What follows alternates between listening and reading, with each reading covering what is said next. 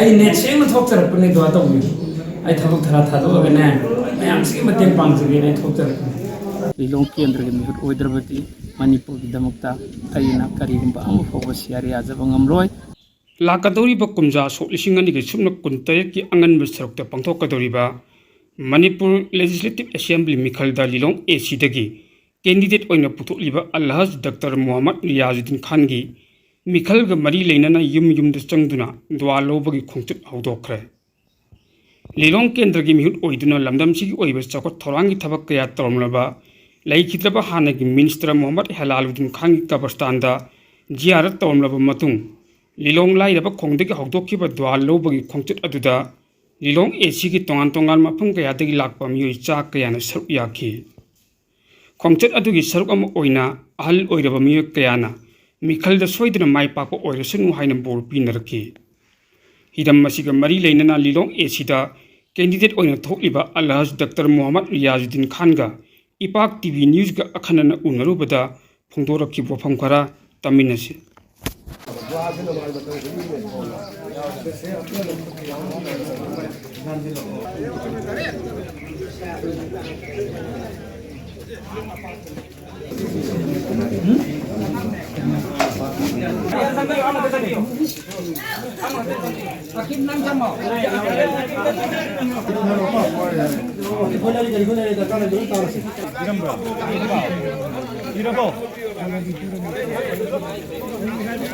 Assalamualaikum. Good morning everybody. Ngasi si June gi tang 9 2026 asida aikoi lakaduri General Assembly election Manipur gi asida candidate ama oina declare tawjakhaba matungda door to door miyamda dilong siba onba amadi chawkhatpa kendra ama oihanabagi wakhallonda satlaga मियाम का खन्नबा मियाम की खोलाव ताबा मियाम की suggestion लौबा लोइनना दुआ लोमिनबा अखोगी सोजोग लोमिनबा अदुगी दमक्ता ओइना ngasi se haudoksabani हाइरिबा अखोइना ngasi हौदोइबा मफम asi Lilong केंद्र के मनुंगदा Laiba लाइरबा खोंग हाइरिबा area दुदगी हौरगा मथंग मथंग Lilong केंद्र की युमथोंग खदिं चन्ननबगी वखलोंदा हुजरपने अखोइना अहानबा हौरिबा मफम asiदा लैखिद्रबा हेलालुद्दीन खान है खंगनबा चचाए हेलानगी महागनम लिलोंग केंद्र की न्यूज सिलगा मणिपुर मिनिस्टर ओइदना थबक तौरम्बा महाकी कवर दुसि खोइ जियारत तौजरमी अदुगा थबक असी खोइ मपुगी मिंगलोनना हौदोक्चबनी लिलोंग केंद्रदा लैबिरिबा इमा इबेल इसी मिसल इपा इपल अमति उर्माई केराम बजाज केराम खुदिंगमकना पुनमकना सपोर्ट तौबियो लिलोंग केंद्र से फिदम नफम ओइबा केंद्र अमा ओहिनबा होटनमिनसी चौखटप केंद्र अमा ओइनबा होटनमिनसी लिलोंग केंद्र कयागी मतिक सोक्चिलबा केंद्र नो हाइबसिदी अखोइ नखोइ पुनमकना खंगमिनरे नखोइगी मतेंगना नखोइगी मिनुंगसिना नखोइगी परमिशन पिबिरबा मतुंगदा अमुक्का लिलोंग केंद्र की मिहुत ओइरबा मतुंगदा अखोइगी तंगदु लेताद्रबा मणिपुर सिबु शांति पुरुकनबा होनबा अमदी चौखटपा स्टेट अमु ओइनबा होनबदा अमुक हन्ना सरुक याजबा ngamjagdoribani लिलोंग केंद्र की प्रजा सिंगना सपोर्ट तौबिद्रबा अमदी मिनुंगसी थंबिद्रबा अमदी मतेंग पांगबिदबा तारगदी लिलोंग केंद्र की मिहुत ओइद्रबती मणिपुर की दमकता अइना करिगुंबा अमु फोगो सियारि याजबा ngamloi अदुना लिलोंग अमदी मणिपुर की दमकता चौखटपा शांति लेबा इकोई मल्टी कम्युनिटी तारिबा मणिपुर असिदा तंगदु लेताबा शांति लेबा स्टेट अमु ओहिनबा होनबदा मियाम प्रजा लिलोंग केंद्र की सेक्शन खुदिंगमकना मणिपुर की दमक्तसु खनबिरगा मणिपुर की शांति पुरकपा अमदी डेवलपमेंट पुरकपदा मतेंग ओइनबगी दमक लिलोंग केंद्र की मिहुत ओहनबिउ हाइनसु मियामदा अपील गलोइना अपील तौजरी अदुगा लिलोंग केंद्र से करिगी दमक्ता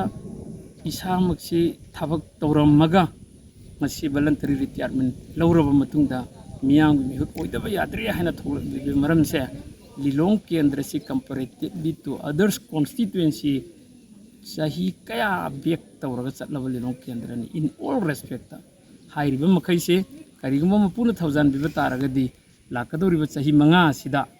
तसेंगना मदुरी कवर तौजगे ꯆꯞ ꯆꯥꯅ ꯔꯤꯀꯣꯚꯔ ꯇꯧꯖꯒꯦ ꯍꯥꯏꯕꯁꯤꯒꯤ ꯋꯥꯈꯜꯂꯣꯟꯅꯤ ꯑꯅꯤꯁꯨꯕ ꯋꯥꯈꯜꯂꯣꯟꯅ ꯃꯅꯤꯄꯨꯔꯒꯤ ꯁꯥꯟꯇꯤ ꯄꯨꯔꯛꯅꯕꯒꯤ ꯍꯣꯠꯅꯕ ꯃꯇꯝꯗ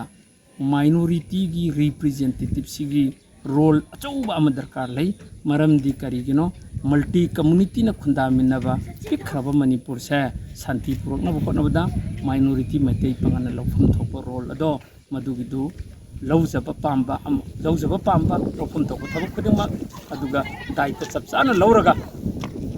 ꯃꯅꯤꯄꯨꯔ ꯁ꯭ꯇꯦꯠ ꯑꯁꯤꯒꯤꯗꯃꯛꯇꯁꯨ ꯆꯥꯎꯈꯠꯄ ꯁꯥꯟꯇꯤ ꯂꯩꯕ ꯁ꯭ꯇꯦꯠ ꯑꯃ ꯄꯨꯔꯛꯅꯕ ꯍꯣꯠꯅꯕꯗ ꯁꯔꯨꯛ ꯌꯥꯖꯒꯦ ꯍꯥꯏꯕꯒꯤꯗꯃꯛꯇꯅꯤ ꯂꯤꯂꯣꯡ ꯀꯦꯟꯗ꯭ꯔꯗ ꯂꯩꯕꯤꯔꯤꯕ ꯃꯤꯄꯨꯝ ꯈꯨꯗꯤꯡꯃꯛꯅ ꯃꯗꯨꯒꯤ ꯋꯥꯈꯜꯂꯣꯟꯗꯨ ꯊꯝꯕꯤꯔꯒ ꯂꯤꯂꯣꯡ ꯀꯦꯟꯗ꯭ꯔ ꯑꯃꯗꯤ ꯃꯅꯤꯄꯨꯔꯒꯤ ꯈꯟꯕꯤꯔꯒ ꯍꯟꯗꯛꯇꯤ ꯇꯁꯦꯡꯅ ꯑꯑꯣꯟꯕ ꯂꯤꯂꯣꯡ ꯑꯃꯗꯤ ꯁꯥꯟꯇꯤ ꯂꯩꯕ ꯃꯅꯤꯄꯨꯔ ꯑꯃ ꯄꯨꯅꯕꯒꯤꯗꯃꯛꯇ ꯍꯣꯠꯅꯃꯤꯟꯅꯁꯤ ꯍꯥꯏꯕ ꯑꯁꯤ ꯁꯂꯥꯝꯒ ꯂꯣꯏꯅꯅ ꯍꯪꯒꯠꯆꯔꯤ ꯑꯁꯂꯥꯃꯨ ꯑꯂꯩꯀꯨꯝ हंदकी इलेक्शन यावदनि मा भाषा मिठाई का नाम पाए मिठाई का नाम पाए मेली की कोपल 100 चाही नंग जाओ रे सर नंबर 1 नंग जाओ रे हाई बदुदी तौदुई अब कोई रोड भाई ने ओना दा मिसाल अदो नखोय मैम पुनमिन नोको मतम किता काय थोक पाए रे सिंगा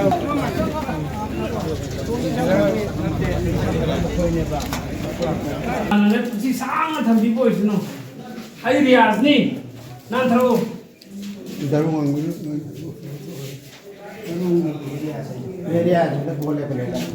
ꯑꯜꯂꯥꯍꯅ ꯈꯪꯍꯟꯕꯤꯁꯅꯨ ꯑꯩ ꯗꯨઆ ꯇꯧꯕꯤꯌꯨꯀꯣ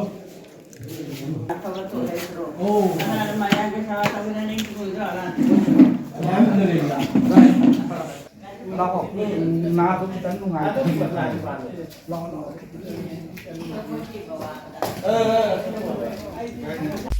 मियामदा खंगनजबा अमा इपेक टीवी न्यूज़ चैनल असिदा तोवान तोवानबा हिरमसिंगी मतांगदा एडवर्टाइज तौबिनिंगबा मियोयसिंगी ओइना यामना चाउना ऑफर पिजरी मरम अदुना एडवर्टाइज तौबिनिंगबा मियोयसिंगना ऑफर असिगी खुदोंचाबा लौबियु हिरम असिगी मतांगदा अपाम्बा मियोयसिंगना मोबाइल नंबर 9366127201 दा कॉल तौबिरक्लगा खुदोंचाबा असि लौबियु हाइना इपेक टीवी न्यूज़ की माइकैदगी मियामदा अपील तौजरी।